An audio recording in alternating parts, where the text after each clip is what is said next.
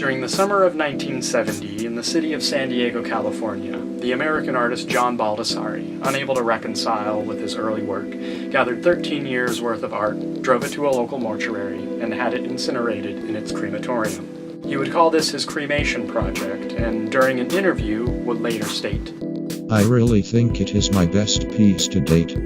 The genesis for this action, conceived by Baldessari, can trace its roots all the way back to 1839, the year the French artist Paul de la Roche declared painting is dead upon encountering photography for the first time.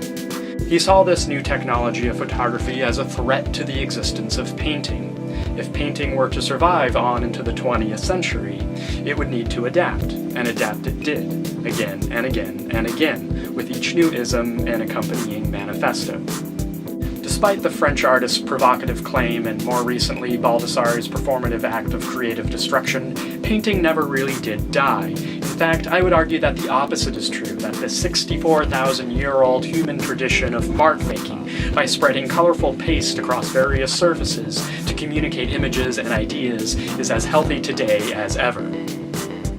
What Baldessari was reacting to was not the death of painting, but an act of defiance against the dogmatic formalism that was being dictated to artists by the authoritarian voices of art critics and gallerists who had hijacked the art world to fulfill their utopian vision of a free market of ideas driven by commodified art objects. By burning his early paintings, Baldessari was dismissing the idea of art for art's sake and liberating himself from the oppressive forces of this insular art market that transformed the avant-garde into highly desirable investments for the elite status quo.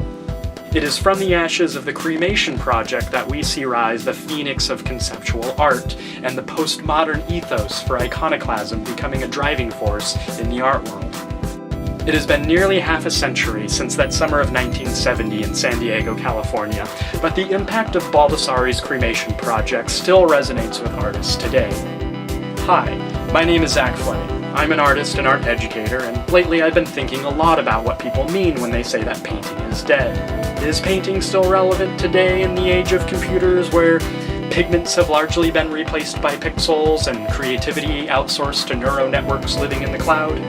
Does painting have a future when it is easier to obsessively document every single mundane aspect of the human condition through selfies and pictures of food that you can share instantly with the world through social media? Baldessari would probably say no, and he would reiterate that painting is dead. But that is where we disagree. Don't get me wrong, I'm not a Luddite, nor am I a traditionalist. I just don't think social media and technology are killing traditional mediums. If anything, technology has made people more visually literate than ever before, and I believe that there is still a place for painting in the 21st century. I have been painting since before I can remember, as evident by my mom's collection of my childhood art. I created my first painting at around the age of 6 months and have essentially been making art ever since, though I can't say the results have always been great. Despite this, and having a degree in art practice from the University of California, Berkeley, I have always been hesitant to call myself an artist. It is only until fairly recently that I have felt confident enough in my ability to call myself one. Even now, I still have to remind myself of the quote from Pablo Picasso that reads, "Every child is an artist. The problem is how to remain an artist once we grow up."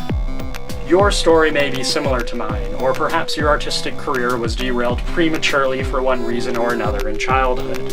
Regardless of where you are at in terms of technical ability, I am of the belief that everyone has within them the capacity to be an artist in one form or another. The art object, whether it is good or bad, is merely a byproduct of the creative process, and that more importantly, a work's success is determined by the ideas that that object embodies and the emotions it elicits. These ideas and emotions are communicated through the artist's manipulation of a medium such as paint, pastel, or clay. In other words, the medium is the material that the artist uses to convey their message to the public. If you are interested in getting into painting, the first thing you will need to do before getting started is to pick a medium that is right for you. The most readily available mediums of paint are watercolor, oil, and acrylic, and each medium has its own strengths, weaknesses, and history, which I will be exploring in this video. There are other mediums of paint, but for the sake of this video and time, I'm going to be focusing on these three. The history of watercolor painting dates back to the Paleolithic era, making it one of the oldest art forms to date. However, its continuous history as an art medium really begins with the Renaissance, as best exemplified by the classic frescoes of Raphael, Michelangelo, and Da Vinci. Watercolor paint consists of a pigment suspended in a water-soluble medium or binder which dries through evaporation. There are two types of watercolor paints, transparent and opaque, known as gouache. Watercolor paint tends to be associated with children's art projects and Sunday painters because the paints are non-toxic, have a fast drying time, do not stain clothes, and are easy to clean up. However, in my opinion, they are the most challenging and frustrating medium to work with and require a knowledge of proper painting techniques in order to use them to one's full advantage and get them to behave the way you want them to. Coincidentally, the unpredictable nature of watercolor is what many artists find attractive about the medium. That being said, and contrary to popular opinion, I do not recommend watercolor paint for beginners, especially for those who are easily discouraged. Watercolor paints are typically sold in two separate forms, either in a tube as wet paint similar to acrylic and oil, which will allow you to easily mix your own colors, or as a dry set of cakes housed in a case that will need to be reactivated with water. Because watercolor becomes reactivated when wet, it is important to follow the fat over lean rule that I will be discussing in further detail later in this video. Lastly, watercolor paintings should be framed under glass when displayed, as they tend to be fragile due to the fact that they are usually painted on an absorbent surface like paper or clay, which can easily be damaged when exposed to environmental factors like light and moisture.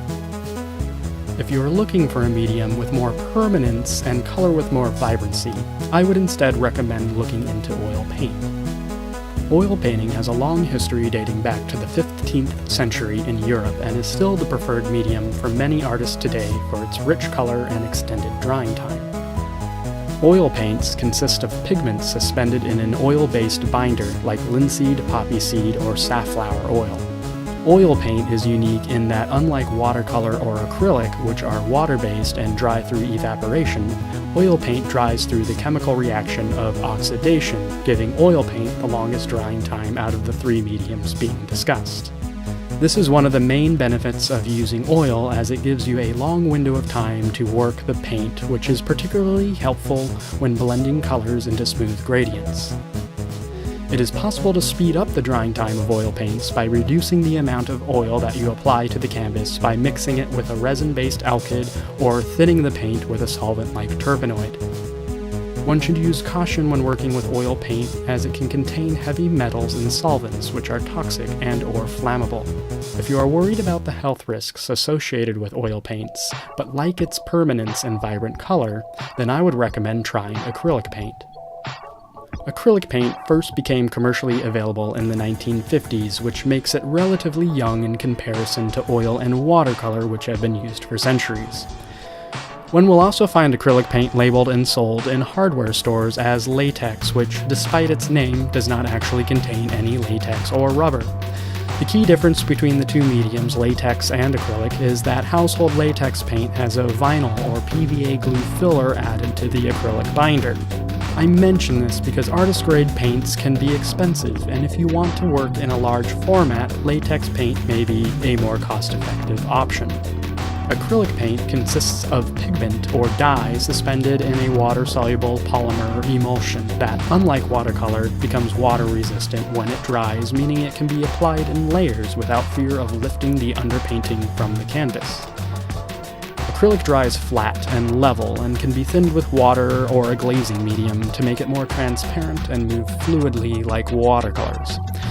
Conversely, there are thickening agents like molding paste and drying retardants that will cause acrylic to behave more like oil. It should be noted that because acrylic paint becomes water-resistant when dry, it will stain clothes, fabrics, and other porous surfaces. However, it is possible to clean wet acrylic using soap and water. Additionally, 91% isopropyl alcohol can be used to clean light stains. Acrylic paint is extremely versatile in that it combines the quick drying time and easy cleanup of watercolor with the high pigment saturation and opaqueness of oil. It should come as no surprise that acrylic paint is my preferred medium to work with, and the one that I encourage for beginners to start with. Beginners are often hesitant to invest in good quality paints until they become better painters, but this is a mistake. When it comes to paint, you really do get what you pay for. As you shop, you will notice that acrylic is sold as either student grade or artist grade paint, sometimes referred to as amateur or professional. Student grade paint is great for underpainting and fine for most applications. However, they will typically have a lower pigment ratio, resulting in less paint coverage, requiring more layers to get the desired effect. Ultimately, what you save in cost, you will end up paying for in time. Similar to latex, cheaper paints usually contain additives like vinyl and PVA glue that will make colors appear chalky and dull when dry. Likewise, cheaper paints may not be as light-fast or resistant to color shift over time due to exposure to light. Fortunately, most brands of paint include this information on the tube or bottle, so be sure to check before making your purchase. Lastly, don't let the name professional grade fool you. Professional artist grade paints are a lot easier to work with than their student grade counterparts. I will always recommend artist grade paints to those who can afford them, as there is a noticeable difference in quality, and they will ultimately pay for themselves by saving you time and aggravation. There is nothing more frustrating for an artist than working with temperamental materials, and it's not fun spending your entire time fighting with your paint. There's really no point in creating more work for yourself, and there are a number of tips and tricks that one can use to make their life a little easier. The number one mistake I see novices make when they first start painting is not taking advantage of the medium's ability to be applied in layers. It helps to start with an underpainting. Underpainting is a technique where the composition is built up through layers of overlapping transparent films of paint sitting on top of each other rather than blended directly into each other on the surface of the canvas as a single layer. This is accomplished by permitting each layer of paint to dry completely before adding subsequent layers. When you start your painting, you typically want to start with lighter colors, as they tend to be more transparent, and then transition into the darker, more opaque colors. To finish, go back in and refine the details by adding highlights and shadows. Oil, acrylic, and gouache have the added benefit of being opaque, giving each new layer the ability to completely mask the coat of paint beneath it. Also, keep in mind, a little bit of paint can go a long way. You can always add more paint to your canvas, but you can't always remove it as easily. The second mistake for many novice painters is not following the fat over lean rule. A lean mixture of paint is one that has little binder medium, as it has been thinned with a solvent or paint thinner. Meanwhile, a fat mixture of paint is one that consists of a high amount of the binder medium and little solvent. Fat over lean applies to all mediums of paint, regardless of which one you are using, and is particularly important when working with oils, as failure to do so may result in the surface of your paint cracking. This cracking is caused when the surface layer of the paint dries faster than the one underneath it. You do not have to worry about cracking with watercolor or acrylic paint, but fat over lean is still good practice, as a lean mixture of paint can cause the underpainting to lift, or fail to adhere to the surface of the canvas entirely. The third mistake is overworking a painting. Sometimes it is hard to know when to stop, and beginning painters are notorious for working a painting to death. My advice is not to dwell on any single painting for too long, and instead have multiple paintings in the works that you can switch between in case you get stuck on one. If you have been staring at a painting for a long time, fixated on the problems you see, and don't know how to move forward, set it aside for a little while and come back to it later with fresh eyes that will allow you to focus on the fixes you need to make. Even now, I find that sometimes what I envision in my head is beyond my skill level, and it is always frustrating when the result doesn't align with my unrealistic expectation. I have set aside paintings only to rediscover them months and even years later. However, when I returned to them, I found that I had an entirely new set of skills and knowledge to work with that allowed me to finally finish the works. Now, there are people who would argue that a painting is never finished, and I am inclined to agree.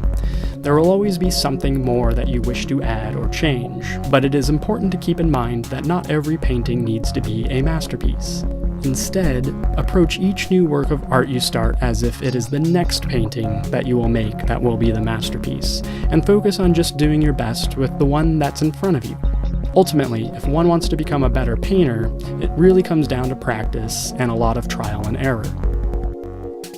In conclusion, photography spurred a modern renaissance in the field of painting that freed artists from the need to mimic reality, and I think people have been far too quick to pronounce the medium's premature demise with their knee-jerk reactions to each new technological advancement. The most recent threat to painting that has captured the imagination of the public is the artificial intelligence deep dream that has people clamoring about the cloud with its army of artistic algorithms that have at their disposal a visual library of babble. And what of 3D printing, with its ability to render copies of masterpieces nearly indistinguishable from the originals they are based on? Will these new technologies finally be the death of painting as we know it? Or will these tools go on to liberate artists in the way that photography did in the 19th century and revolutionize how people see and think about the world around them? I don't know, I'm just a painter. Thank you for watching.